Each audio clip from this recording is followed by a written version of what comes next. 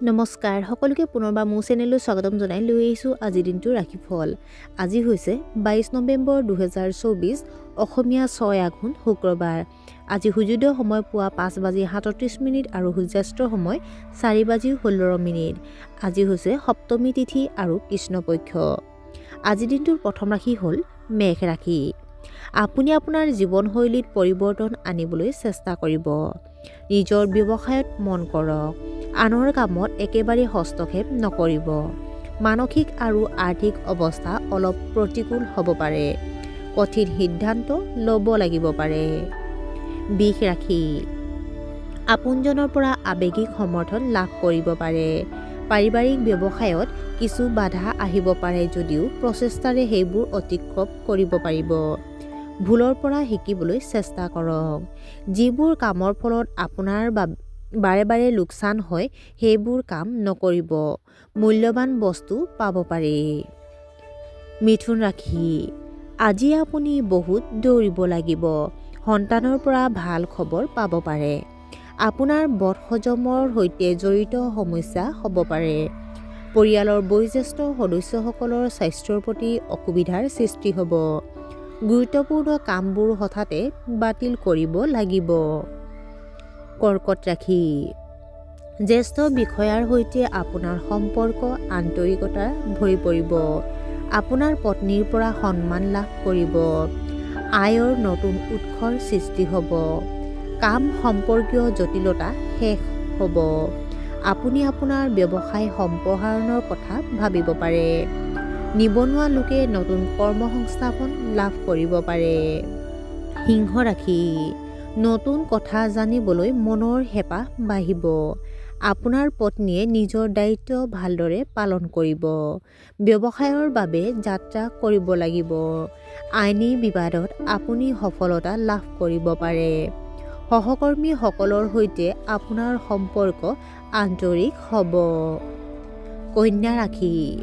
সামাজিক আৰু ধৰ্মীয় কাম-কাজৰ প্ৰতি আগ্ৰহী হ'ব। আপুনি আপোনাৰ দৈনন্দিন প্ৰয়োজন পূৰণ কৰিবলৈ চেষ্টা কৰিব।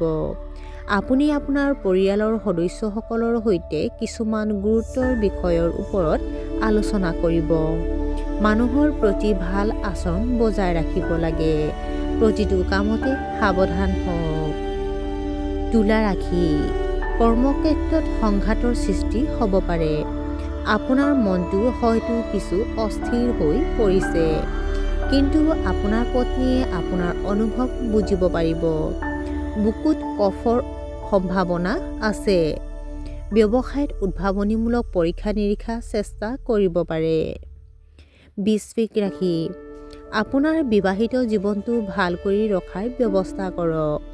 প্ৰেমৰ সংগীয়ে আজি বহু সময় একেলগে কটাব পাৰে। আপোনাৰ তাৰকাবোৰ আপোনাৰ বাবে অতি শুভ হ'বলৈ গৈ আছে। দাতব্য কামত অংশগ্ৰহণ কৰাটো উপযুক্ত হ'ব। পৰিয়ালত সম্প্ৰীতিৰ অনুভূতি বাঢ়িব। ধনু ৰাশি। আপোনাৰ জেদী মনোভাৱে আপোনাৰ সহকৰ্মীসকলক বিৰক্ত কৰিব পাৰে। খাদ্যৰ সোৱাদ বৃদ্ধিৰ বাবে নতুন নতুন ৰেচিপি উপভোগ কৰিব। কোনো নতুন কামত বিনিয়োগ কৰা উচিত নহয়। পৰিয়ালৰ সদস্যৰ মাজত আপোনাৰ আধিপত্য বাঢ়িব। এটা ডাঙৰ প্ৰজেক্ট আজি সম্পূৰ্ণ হ'ব পাৰে। মকৰ ৰাশি। সৃষ্টিশীল আৰু সামাজিক কাম-কাজত অংশগ্ৰহণ কৰিব। ছাত্ৰ-ছাত্ৰীয়ে পঢ়া-শুনাৰ প্ৰতি আগ্ৰহ হেৰুৱাব পাৰে। আপুনি কিছু জৰুৰী কাম কৰিব লাগিব। অফিচত আপোনাৰ কামৰ চাপ থাকিব। আপোনাৰ ৰুটিন সলনি নকৰিব। আপুনি ঋতুভিত্তিক ৰোগৰ চিকাৰ হ'ব পাৰে। কুম্ভ ৰাশি। পৰিয়ালৰ কোনো সদস্যক লৈ আপুনি চিন্তিত হ'ব। আপোনাৰ সমস্যাবোৰ মানুহৰ লগত শ্বেয়াৰ নকৰিব। আজি আপুনি হয়তো অসাৰ কামত সময় নষ্ট কৰিব।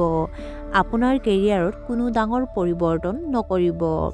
ভুল প্ৰৱণতা পৰিহাৰ কৰা উচিত। শৰীৰটো সুস্থ কৰি ৰাখিবলৈ নিয়মিত ব্যায়াম কৰক। আৰু আজিৰ দিনটোৰ শেষৰ ৰাশিটো হ'ল মীন ৰাশি। ধৰ্মীয় যাত্ৰাৰ আয়োজন কৰিব পাৰি। নিজৰ অভ্যাস উন্নত কৰক। দীৰ্ঘদিন ধৰি বাকী থকা কামবোৰ সম্পূৰ্ণ হ'ব পাৰে। নতুন প্ৰযুক্তি শিকিবলৈ আপুনি অতিশয় উৎসাহিত হ'ব। বন্ধু বান্ধৱীৰ লগত পুৰণি কথাবোৰ মনত পেলাব। হাৰ্ডৱেৰ আৰু নেটৱৰ্কিঙৰ সৈতে জড়িত লোকসকলে ডাঙৰ প্ৰকল্প পাব পাৰে। আৰু আজিৰ দিনটো ৰাশিফল ইমানতে অন্ত পৰিছে। আশা কৰোঁ আপোনালোক প্ৰত্যেকৰে আজিৰ দিনটো সুন্দৰ হওক।